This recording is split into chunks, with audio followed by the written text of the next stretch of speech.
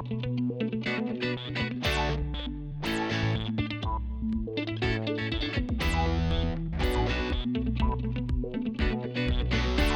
this is Joe with Antunes.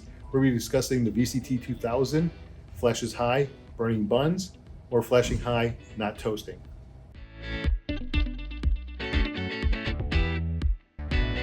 Okay, so right now we have this relay simulated that it's stuck closed, and this is what could cause your burnt buns. We're going to turn the unit on, and we're going to turn the amp meter on our multimeter, and we're going to check the amperage. Okay. Oh, I got over too many wires. Sorry. Let's try that again and reposition over the black wire here. All right, so we got about 10.5 amps. Now, what you can do is remove the ground wire or the negative wire off the relay. Okay. We should have an amperage drop, and you see we don't. We still have 10 amps being drawn through the circuit. That, like I said, this is simulating a shorted or stuck closed relay. All right, so you see the wire, this yellow wire back here, yellow and green, jumper wire, just to simulate this. Then that would be cause for replacing this relay. We'll go ahead and shut it off and reconnect our wires and disconnect it. All right, and then you would replace this relay because it is stuck closed. Obviously do one wire at a time because this unit has the relay down here is positive terminal, negative terminal. If you get these reversed, it won't work right.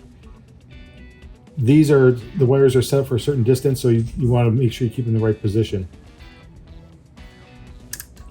All right, so replace the relay when you find it stuck closed. Okay, so we're over here. We still have a flashing high on our display, and it's still burning the buns.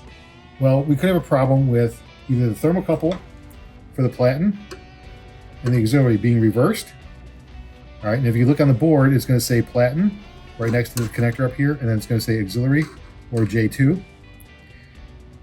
Well, if these are reversed, it's going to sense the temperature of the wrong area. So this thermocouple, we're going to track it back up all the way over here, and that is the platen one, goes straight up into the center.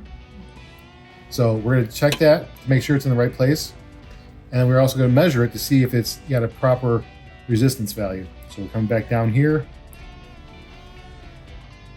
Okay, so we'll check it for resistance. I'm going to put my multimeter on ohms, which is the upside down horseshoe.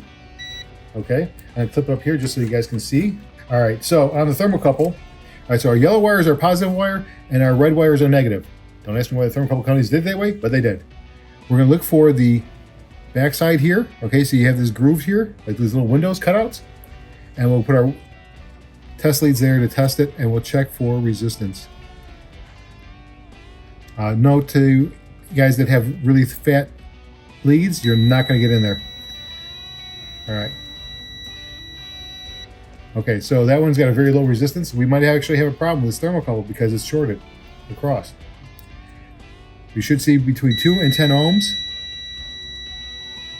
Make sure it's not me reading across with my gloves. But you should have 2 to 10 ohms of resistance at room temperature.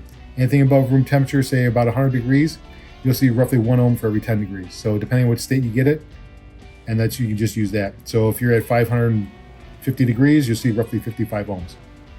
Is it 100% accurate? No, but it gets you in the ballpark. You'd have to check it with millivolts to be more accurate.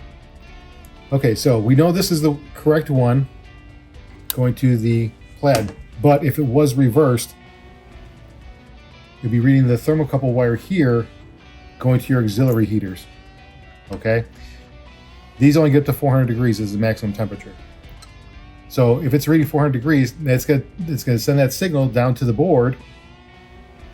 It's going to send it all the way back down to the board, and when it does that, it's going to trigger the relay, the wrong relay to heat, because it's thinking the platen's at 400 degrees. So it's going to start sending the power to the platen relay to kick it up.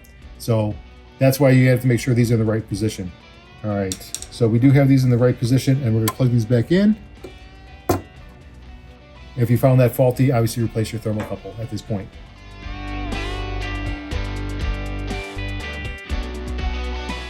Okay, so we have the VCT 2000 here with its flashing high, but it's not toasting the buns.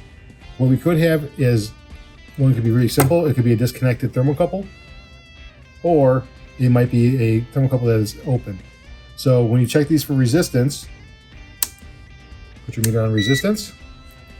All right, mine says OL when it has an open circuit. So when you check your ends here, red wire is your black terminal and your yellow wire is your red one.